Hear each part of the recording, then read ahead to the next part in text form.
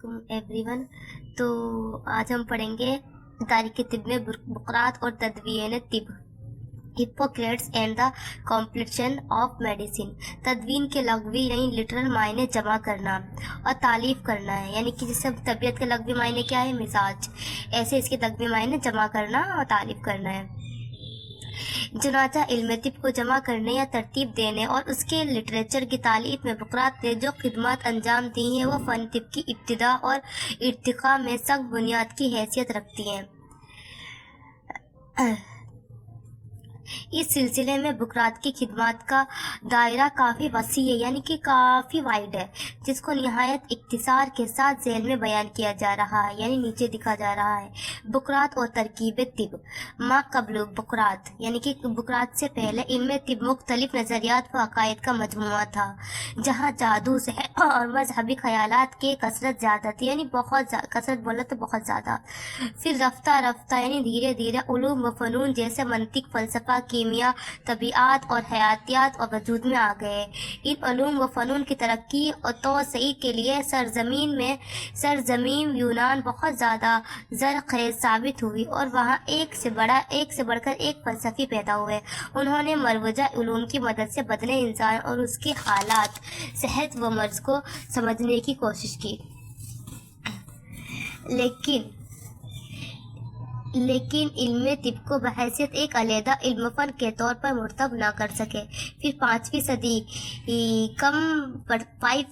Fifth century में बुकरात का जन्म हुआ। वो एक अजीम और बुलंद पाया फ़लसफ़ी बनकर उभरा, क्योंकि उसको इल्म विरासत में मिला था। चुनाचा उसने तिब को अपना मैदान कार बनाया, यानी काम करने का मैदान बनाया।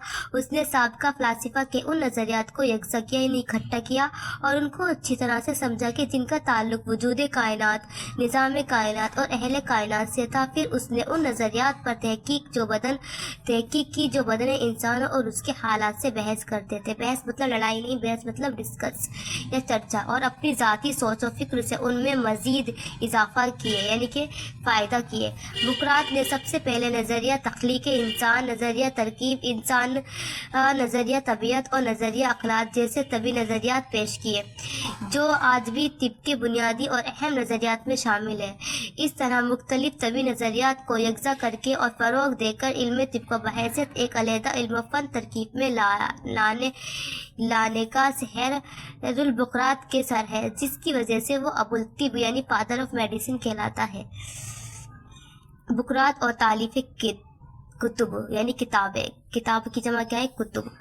अगर बुकरात तिब की नज़रियात की तरकीब व तरतीब को तहरीर में लाकर महफूज न करता तो बाद में आने वाले अतिब्बा के लिए इनसे इस्ताफ़िदा करना मुमकिन नहीं था, और ऐन मुमकिन था कि फ़न तिब का वजूद खतरे में पड़ जाता। लेकिन बुकरात ने तिब से मुतालिक अपने इल्मी और अमली तजुर्बात व मुशाहिदात को कलमंद करके तिब यूनानी को अमर कर दिया। तारीख़ हवालों से निशानद ही होती है कि मुख्तलिफ मौज़ूआत पर बुकरात ने तकरीबन से ज़ायद किताबें तालीफ़ की थी, यानी कि बहुत सारी किताबें उसने लिखी थी। बुकरात की तहरीरों का मजमुआ हिप्पोक्रेटिक कॉर्पस के नाम से मशहूर है। हालांकि बाज़ मुअक्किरीन और मुहक्किकीन ने शबह ज़ाहिर किया कि बुकरात से मंसूब तमाम किताबें उसकी लिखी हुई नहीं है, यानी कि कुछ लोग कहते हैं कि सारी किताबें उसकी लिखी हुई नहीं है। बहरहाल बुकरात ने तिब के मुख्तलिफ मौज़ूआत और इखलाकियात जो लिटरेचर छोड़ा है, वही मुताखिरीन के लिए मशअले राह साबित हुआ। बुकरात की लिखे हुए मक़तूआत उस वक्त के मुरवज्जा यूनान ज़बान में तहरीर है। उस वक्त में यानी यूनानी ज़बान में उसने लिखे हुए हैं अल्फाज। उस वक्त में ये मक़तूआत जिन ममालिक के कुतुब खानों या अजाइब घरों में महफूज हैं, उनमें वेनिस, पेरिस, फ्लोरेंस, रोम खास है, यानी जहाँ पे ये थे, ये शहर में ये बुक्स खास थी।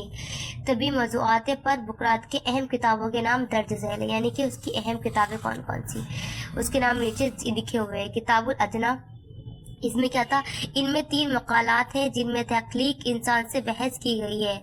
کتاب طبیعت الانسان، اس میں 2 مقالات ہیں جن میں اجسام کی ترکیب و طبیعت سے بحث کی گئی ہے۔ کتاب الاحاطہ والمیاء البلدان، اس میں 3 مقالات ہیں جن میں جگہ اور ماحول کے مزاج کے اعتبار سے اسباب صحت و مرض سے بحث کی گئی ہے۔ کتاب الفصول، یہ بقراط کی سب سے زیادہ مشہور و معروف کتاب ہے جس میں فن طب کا مجموعی تعارف کروایا گیا ہے۔ کتاب مقدمۃ المعرفۃ، اس میں 3 مقالات ہیں جن میں تشخیص مرض و بلحاظ درجات مرض سے بحث کی گئی ہے۔ کتاب الامراض الحادہ، اس میں 3 مقالات ہیں جن میں حاد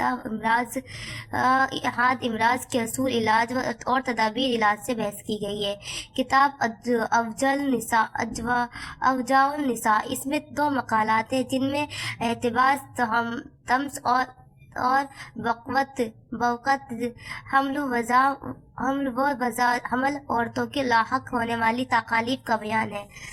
حمل بولے تو پریگننٹ۔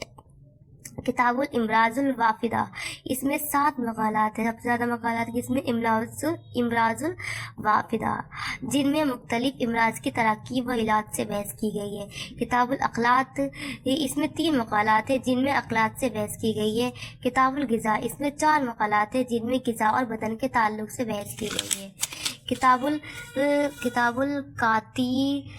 الکاتیتریول، اس میں 3 مقالات ہیں جن میں مطب اور علاج کے دوران مطب میں انجام پانے والے عوامل کا بیان ہے۔